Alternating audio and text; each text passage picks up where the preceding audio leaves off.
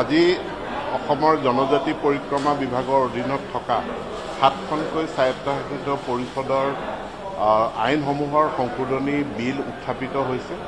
এই সংশোধনী মূলতঃ এটা বিত্তীয় শৃংখলাৰ কাৰণে স্বায়ত্তশাসিত পৰিষদসমূহে বিভিন্ন সময়ত বিভিন্ন প্ৰতিষ্ঠান বা বিভিন্ন পাৰ্টিৰ লগত তেওঁলোকে বিত্তীয় লেনদেন থকা চুক্তিত আবদ্ধ হয় আৰু পিছত তেনেকুৱা চুক্তিৰ ফলস্বৰূপে এটা বিত্তীয় লায়েবিলিটি অসম চৰকাৰৰ ওপৰত আহে আৰু ইয়াক বন্ধ কৰাৰ কাৰণে এই এমেণ্ডমেণ্টটো অনা হৈছে, য'ত কোৱা হৈছে যে স্বায়ত্তশাসিত পৰিষদসমূহে যি বিত্তীয় লেনদেন কৰে তেওঁলোকলৈ দিয়া গ্ৰান্টিন এইডৰ উপৰি সেই বিত্তীয় লেনদেনৰ কাৰণে অসম চৰকাৰ কোনো পধ্যে দায়বদ্ধ নহয় আৰু ইয়াৰ কাৰণে এতিয়াৰ পৰা স্বায়ত্তশাসিত পৰিষদে যেতিয়াই তেওঁলোকে কোনো ৰিকুৱেষ্ট ফৰ প্ৰপ'জেল বা এক্সপ্ৰেছন অফ ইণ্টাৰেষ্ট RFP বা EOI বা অন্য ধৰণৰ বিড ডকুমেণ্ট তেওঁলোকে যেতিয়াই প্ৰকাশ কৰে তাত এটা ক্লজ তেওঁলোকে সন্নিৱিষ্ট কৰিব লাগিব যে এই বিড ডকুমেণ্টৰ কাৰণে বা এই প্ৰস্তাৱৰ কাৰণে অসম চৰকাৰে কোনো ধৰণে দায়বদ্ধ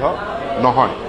ইয়াৰ উপৰঞ্চি আজি অসমৰ স্বায়ত্তশাসিত জিলা স্বায়ত্তশাসিত পৰিষদ কাৰ্বি আংলং আৰু ডিমা হাছাওৰ বাহিৰত কামৰূপ মেট্ৰ' নগাঁও মৰিগাঁও বিশ্বনাথ চাৰিআলি আদি জিলাত বসবাস কৰা কাৰ্বিসকলৰ কাৰণে এখন কাৰ্বি ৱেলফেয়াৰ অট'নমাছ কাউন্সিল গঠন কৰাৰ বিল এখন উত্থাপিত হয়।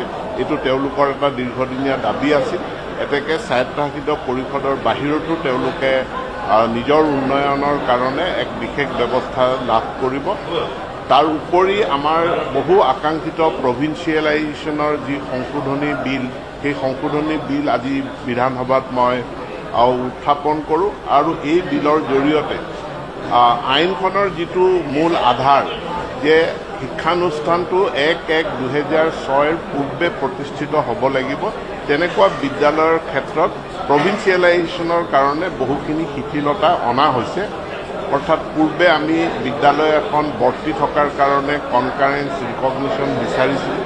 এতিয়া কনকাৰেঞ্চ ৰিকগনিশ্যনৰ উপৰি তেওঁলোকৰ যদি NOCও আছে, পাৰ্মিশ্যন যদি আছে, এফিলিয়েশ্যন আছে, তাৰ ভিত্তিতো আমি এই বিদ্যালয়সমূহৰ পৰা তাত কৰ্মৰত শিক্ষক শিক্ষয়িত্ৰী তেওঁলোকৰ প্ৰভিন্সিয়েলাইজেশ্যন আমি কৰিব পাৰিম।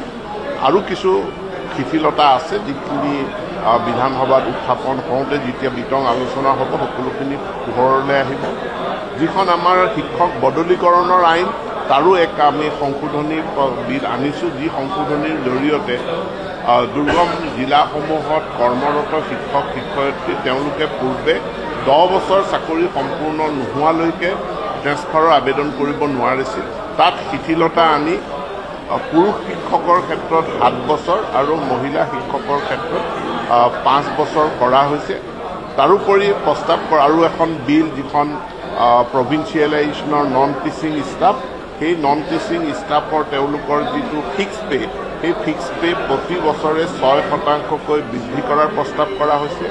একেধৰণে বিদ্যালয় শিক্ষাৰ অধীনত বা মহাবিদ্যালয়ত যিসকল টিউটৰ হৈ আছে তেওঁলোকেও ফিক্স পেত আছে। ফিক্স পেত থকা টিউটৰসকলৰো দৰমহা প্ৰতি বছৰে 6% বৃদ্ধি কৰাৰ কাৰণে প্ৰস্তাৱ কৰা হৈছে। আন এখন বিল যে নন গভৰ্ণমেণ্ট এডুকেশ্যনেল ইনষ্টিটিউশ্যন ফি ৰেগুলেশ্যন বিল, ইয়াত আমাৰ যিসমূহ প্ৰাইভেট স্কুলবিলাকৰ গ্ৰাম্যাঞ্চলত বা পঞ্চায়ত এৰিয়াত যিবিলাক বিদ্যালয় থাকে ব্যক্তিগত খণ্ডৰ, সেই বিদ্যালয়সমূহত ছাত্ৰ ছাত্ৰীৰ মাচুল ফি 25% কমাই দিয়াৰ কাৰণে, ৰেহাই দিয়াৰ কাৰণে এটা প্ৰস্তাৱ কৰা হৈছে।